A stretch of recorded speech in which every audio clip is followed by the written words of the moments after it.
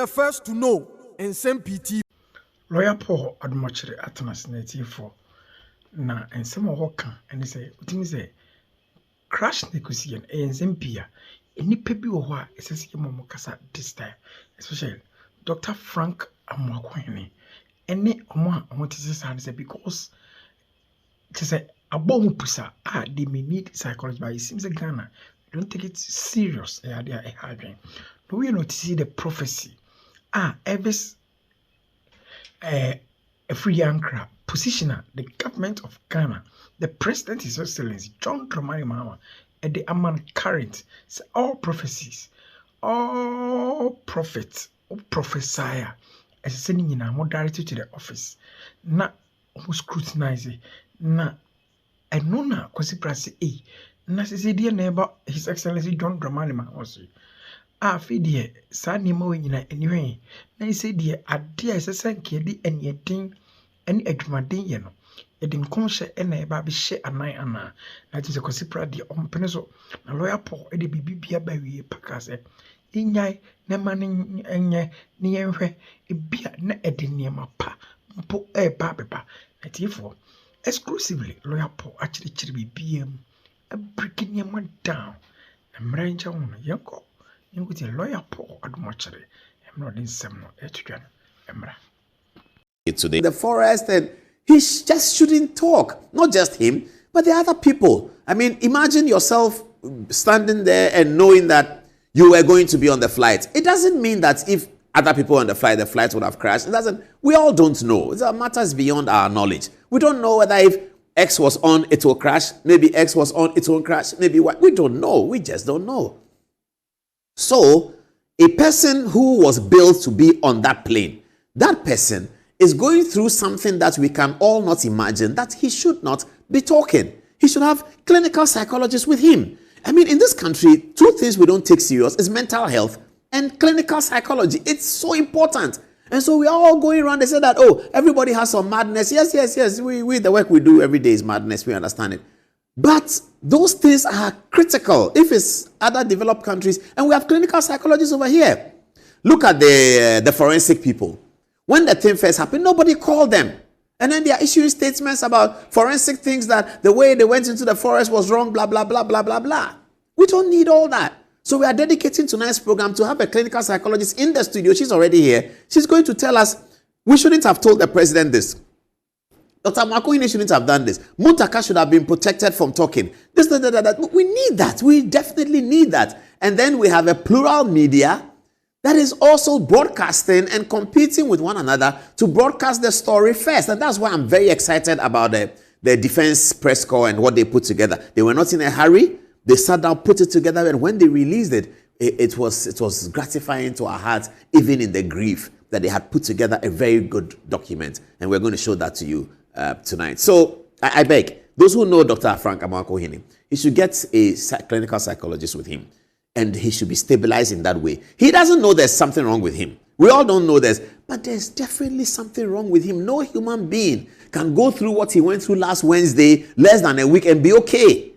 You are sitting at an event. You saw him informing Kofi Boah. Apparently, the information he gave to Kofi Boah in that video was not about death. It was about the aircraft in some trouble and it settled, something like that. So they were still hopeful that they will come. Nothing about death. And then you get to find out that the people you were waiting for at the event have left in this very, difficult situation. It's terrible. So he shouldn't be talking. And I really hope that he can get that information and people can help him. Dr. Frank Amoakohene. This is Fifi Kwete, and Fifi Kwete hasn't spoken. And I'm sure that he's also going through a whole lot, but he hasn't spoken. For them, the National Executive Committee of the NDC, the functional executive, apparently they had a meeting on Tuesday evening. And the people in the plane were there. Omane Boama was there. I don't know whether Mutala was there, but the vice chairman of the party would naturally be there. So Tuesday evening, this is the NDC leadership, Otokuno, Fifi Kwete and others. On Tuesday evening, you sit with them at the functional executive. You are talking about your party stuff. Some of them may know that tomorrow there's Kumasi and all of that, blah, blah, blah. And then Wednesday morning, midday, 1 o'clock, you hear that the people that you were sitting in a meeting with went on the plane and this is what has happened. I mean, so you can understand that people like this, they shouldn't be granting interviews, talking. They can't. They really can't. So we really need to look at that. And these are some of the people who all came over there. I can see the President Mahama also spoke at the event. Informal speaking they can do, but throwing microphone into their face and asking them to talk is quite frightening. These are some of the mourners. Everyone is shocked. It's not about, people are really shocked. And I mean, well, this is very, very, very, very interesting. That is the MPP group, I believe. This thing could have been any of us. And that's what he said, that it could have been him. He was defense minister. I'm sure he used that helicopter many, many times. Could have been anyone. So the shock that people are going through, Henry Korte, former MP and former Greater Accra Regional Minister, Kojo Oponkroma, former Minister for the Works and Housing, and back to, say, okay, 96, no, nothing like that. 2000, no, nothing like that. 2004, nothing like that. 2008 is when this prophecy started. This one will win and this one can win. It was Akufo-Addo election of 2008 when he won the MPP primaries and some prophet said, I said it and I didn't, all of that. And then the phenomenon of politicians losing their lives when J.B. Dankwa died, some prophets came and said, I said it. And then you remember the Ebony Reigns. That was a big one. When Ebony died, the videos came out, some prophets said, I said it. So that has become part of our phenomenon. And how do we deal with it? This recent air crash has not escaped the eyes of prophets, prophecies, what to do about them, how it is said, how it's communicated. Is it biblical? Is it not biblical? Is it true? Is there anybody called prophet? Should we call anybody prophet? This and that. Prophets have been predicting who's going to win MPP primaries, who's going to win 2028. Prophets published who's going to win 2024 elections. Some of it came to pass, etc., etc. Now, prophet here is called Prophet Roger. And Prophet Roger, I hope this is Prophet Roger, by the way. I hope it is him, the photograph. Okay. Prophet Roger is reported to have made some prophetic declarations to the effect that this air crash was going to happen and that he had called on people to reach out to people and he didn't get any response, and then it happened. Okay. So he put that out, and there was quite a bit of outrage, some from within the Christian community itself. That this is not prophecy, this is sorcery, this is divination. They are lying, they are not prophets, this and that. Whilst all that conversation was going on, Elvis Efriye Ankra, who is now designated as a very long name, Presidential Envoy for Interfaith, Economical, something, issued a statement. Out of that statement, many things have been generated. Let's read the statement he issued. It is from the Office of Presidential Envoy for Interfaith and Economical Relations, Office of the President, Jubilee House, Accra, 10th August 2025. And it's written to all economical heads, dear esteemed leaders in Christ. And it's as follows. Strengthening the spiritual partnership for national direction and healing. Greetings of peace and grace from the Office of the Presidential Envoy for Interfaith and Economical Relations, on behalf of President of the Republic of Ghana, His Excellency John Dramani Mahama, and the Office of the Presidential Envoy, I extend heartfelt appreciation to you and your various denominations for your unwavering spiritual support, intercessory prayer, and sustained leadership in promoting peace, moral integrity, and national unity. Appropriate escalation. Oh, okay, I jumped something. It says, in the light of the tragic accident that occurred recently, which claimed lives and involved government officials, military personnel, and NDC party executives, we humbly request your intense prayers for 1. The President of the Republic, His Excellency John Dramani Mahama; 2. Government and all state institutions; 3. The bereaved families and the entire nation of Ghana. May the Lord comfort the afflicted, guide our leaders, and continue to preserve our beloved country. We look forward to continued partnership and shared spiritual responsibility as we work together for peace and prosperity. Oh no, I missed the real part. Where's the real part? Okay. As part of strengthening national coordination on spiritual matters, especially in these times of uncertainty and complexity, we kindly encourage you to inform all prophets, men and women of God under your oversight, that any prophecy or spiritual insight of a national nature, especially those with implications for high-profile political leaders, governance, national security, or public stability should be formally relayed to the office of the Presidential Envoy for urgent review and appropriate escalation. This is in the spirit of responsibility, discernment, and stewardship over the nation's destiny. So Elvis Ankara and his team put up a statement that, okay, if you have prophecy, come and tell us first. Many people interpreted it differently, whether it's a gagging order, whether it is a way to streamline the prophets. So there's a lot of conversation yesterday. I spoke to different kinds of people. In fact, I called up Reverend Nsem-Pii and asked him what his views were on the matter. He said they are at some meetings, and he explained that from the explanation that they are getting is that it's not that you can't say it in your church. You can say it.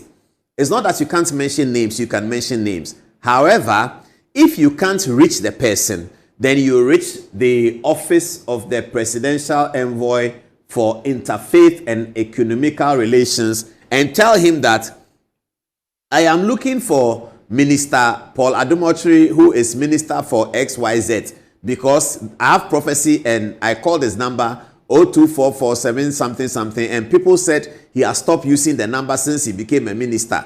And then every time it rings and he doesn't pick. Somebody also told me that he knows his mother's number, so I also called her, but I didn't reach her. And I have been calling him on that number, and I even sent text on some number somebody gave me. Another person said he knows his driver. I called the driver. He said he would tell him, but up till now, the driver hasn't gotten back to me. If you find yourself in that kind of situation, according to what Reverend Nsem-Pii told me, it is only then that you go to Office of Presidential Envoy for Interfaith and Economical Relations and go and tell him that your minister, Paul Adumochiri, I can't find him. So please find him for me. This is the explanation that Reverend Nsem-Pii, and I shared with him that maybe the statement must sort of recalibrate and bring out this, because this was that. Okay. So just after the statement was issued, Man Pratt Jnr., I believe it was on Metro TV or somewhere, appeared, and this is the Man Pratt Jnr. says, have we now incorporated soothsaying into our governance apparatus? Asked Man Pratt. This photograph is from Good Morning Ghana, and that was concerning because people were wondering what's the meaning of this. Okay, there's the article. Is that the beginning of the article? Okay, the article says the managing director of the Inside newspaper, Man Pratt Jr., has expressed great worry over the creation of an office at the Jubilee House called the Presidential Envoy for Interfaith and Economical Relations. This follows a widely circulated press statement from the above stated office directed at all Christian leaders in Ghana to redirect all prophecies they have, especially about high-profile people or events, to it, quote, as part of strengthening national coordination on spiritual matters, unquote. But reacting to this on social media, the veteran journalist expressed shock at this news, wondering if this is some new kind of soothsaying. Describing the head of that office, Elvis Ankara, as his good friend, Pratt wrote, quote, Dr. Omane Boama hated flying in helicopters. This was his first since we came to power. I'm getting... Producer, are we okay? All right. He said, let's get onto the Man Pratt story. He says, okay, all right, let's go on. A few days ago, I got to know that my good friend Elvis Ankara has been given a brand new position, Presidential Envoy for Interfaith and Economical Relations. And the first question that popped into my brain, this Man Pratt speaking, what is this? The biggest surprise was yet to come. The Ghanaian media reported that the Office of the Presidential Envoy for Interfaith and Economical Relations has issued a significant directive urging religious leaders across Ghana to formally submit any prophecy or spiritual insight of national significance to its office for urgent review. What is happening? I'm completely lost, Man Pratt says. Have we now incorporated soothsaying into our governance apparatus? Will important government decisions be based on what the oracles say?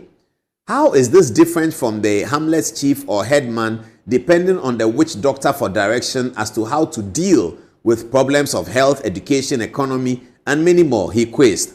The statement from the Office of the Presidential Envoy for Interfaith and Economical Relations stated in part that any prophecy or spiritual insight of a national nature especially those with implications for high-profile political leaders, governance, national security, or public stability, should be formally relayed to the Office of the Presidential Envoy for urgent review and for escalation. So, Kwesi Pratt was not alone. There are many other people who were worried about this, about the statement, and there was also some defense mechanism from some pastors. And then there's another article here.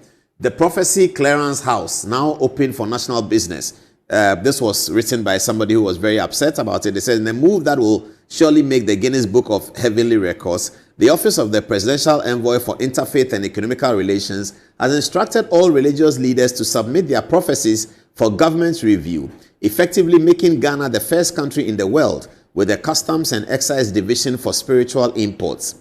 From now on, before you can tell your congregation that the president will be toppled by a coconut tree or whatever, you have to attach 2 passport photographs. Okay, the things he writes are not very formal, so we can't express them here. But he's making the point that you can't have a place where you are sort of looking at prophecies as part of a governance system, which is what Kwesi Pratt is also upset about. But Ghana is very religious. Ghana is very, very religious. And so the responses came from the pastors and they said, what is government talking about? We are doing our work. Now, if you look at the 1992 Constitution carefully, there is freedom of expression, there is freedom of religion in chapter 5. There's freedom of religion. Not just freedom of religion, but in the Constitution, I'll check and I'll read it out here to you. There is also freedom for the individual in the way in which the religion manifests itself. So if fetish worship is a religion for someone, they call it African traditional religion. If that fetish worship is a religion for someone, and as part of the fetish worship, young teenagers must dance half naked, and that is how the worship manifests, the 1992 Constitution guarantees the freedoms of those who express themselves through that religion or through that religious practice. The Constitution actually uses the word, the way it manifests. So if prophecy is one of the ways in which a person's religion manifests, that expression of prophecy is guaranteed by the provisions of the 1992 Constitution. That's very interesting. But just before we could go further, Speaker of Parliament came in and almost threw a spanner in the works of the statement. He said that he listens to prophecy. He knows that there are some prophets that are good, some prophets that are bad, but it's not all of them who are bad. And that we should be careful to dismiss prophecy. That we should listen because he has been listening and it has helped him. Here is the Right Honorable Alban Sumanu Kingsford Bagbin. Have a look. The reverends, we should listen to them. It's not all of them who are looking for money. Don't take what they say for granted. If they say act, act. I listen to all. I myself have been threatened many times. And I listen to the prophecies. I don't take them sleeping. Because that's their area. I can't say somebody who is not in parliament would know parliamentary work more than me. And so I don't know about the spiritual world more than those who are taking it as a career. And so all these things work for good. We should not ignore them. Please, once again, let us, in this grief, not forget about the power of the Almighty God. All works for our good. And we'll continue to thank Him for giving us these precious lives, for the service they render to us. And we pray that He finds a good place in Jannah for them to stay until we meet again. I thank you. So how do we say? This is Elvis Ankara says you have to manage the prophecies. Everyone is worried about these prophecies, and the concern of many people is that people who deliver these prophecies always point to themselves as a solution. So Christians are saying that that's not what the Bible teaches. The Bible points to only one solution. The man who died on Calvary's cross is the only solution to the Bible. And so it's a red flag if you see any prophet pointing to himself as the solution. He says, Manka, last week, send me catch Remo. Then you hear the voice say, tell them. And then he says that, should I go further? Have you seen that? He said, the prophet holds the mic and says, can I go deeper? They say, go deeper. Can I go deeper? I said, go deeper. I said, okay. Then he goes deeper and then says, I told you this, I told you that, now this is going to happen. Tell this person to call me. If he doesn't call me, it's done. Some people worry about those expressions, that prophecies that seem to be pointing to the prophet, who is the messenger of God, is worrying, because they should be pointing you to El Shaddai, to Elohim, and to El Roy, rather than pointing to themselves. These debates are going to continue to happen all the time.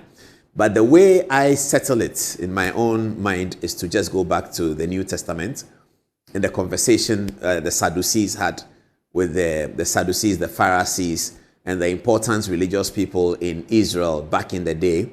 They sat in Galilee and they had a conversation with a legal luminary who is also a philosopher. They call him Gamaliel. And Gamaliel had taught everyone the Old Testament. That was the philosophy of the day. Gamaliel had taught everyone the word. And there was concern about the activities of some of the apostles, Peter, John, and co.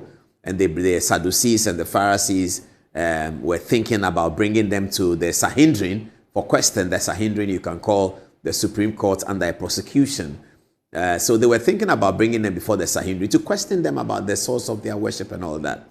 And Gamaliel gave an admonition to the group that I think is useful today.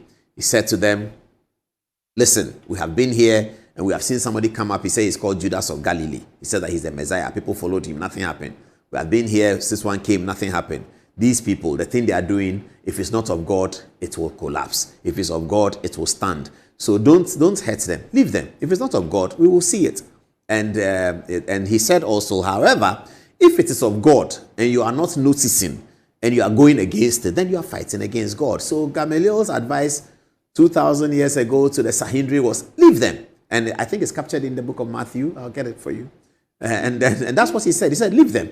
Leave them. And then let's see what happens. Because Judas of Galilee came up and now he's dead. Not physically dead, but his movement has died. So if these apostles are not of God, it will come. It will show. Don't worry about it. I guess that should be the plethora of prophecies you have. You cannot say all of them are wrong. You cannot say that. It's difficult to say, 100% they are all wrong.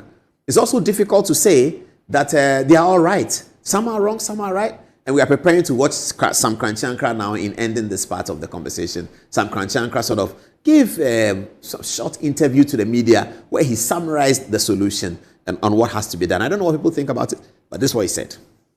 Fathers are all worried and disturbed about the trend of prophetism and the manner in which it is handled. It is divisive, it's confusing, it's creating a lot of problems for all of us. But regulation, we doubt if regulation can really bring sanity. We have our doubt about that. But we believe that we, the fathers and the church, if we sit down together, we will be able, by virtue of grace and wisdom, be able to sanitize the situation and the system.